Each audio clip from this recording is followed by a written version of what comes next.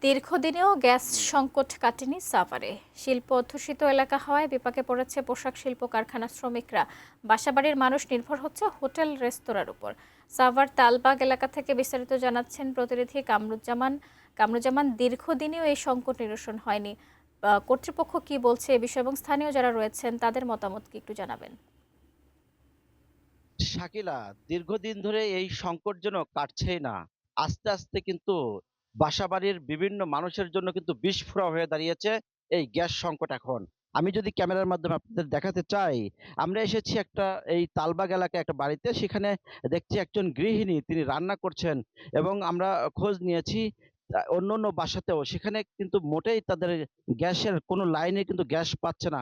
সেই ক্ষেত্রে আমরা এখানে খোঁজ নিয়েছি যে এই অনেকগুলো বাড়ি এসে এই বাড়িতে একটু মাত্র গ্যাস শুধুমাত্র জ্বলছে। আপনি দেখতেই পাচ্ছেন মিটি করে সেখানে রান্না করতে বসেছে সকালবেলা। এখন পর্যন্ত কিন্তু আপনি দেখতেই পাচ্ছেন যে ২ পিস মাছ ভাজতে তার লাগছে প্রায় আধা ঘন্টার মতো। এই যে তবুও কিন্তু হচ্ছে না। আপনি দেখতে পাচ্ছেন যে মিটির করে জ্বলছে। আর কোনো বাহন নাই বা অন্য কোনো চুলাও নাই যে তিনি তার পরিবারের মুখে দুবেলা দুমুঠো ভাত তিনি তুলে দিবেন।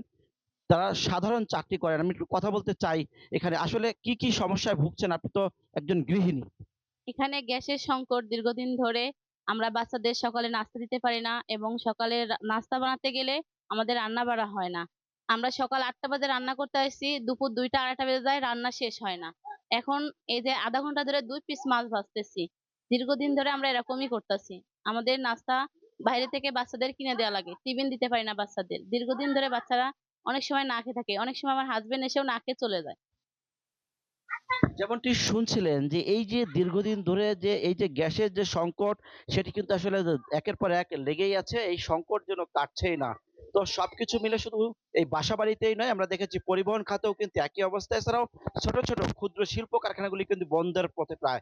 এই ছিল সর্বশেষ আমার কাছে সাভারের তালবাগ থেকে। আমরা ফিরে যাচ্ছি স্টুডিওতে শাকিলার কাছে। শাকিল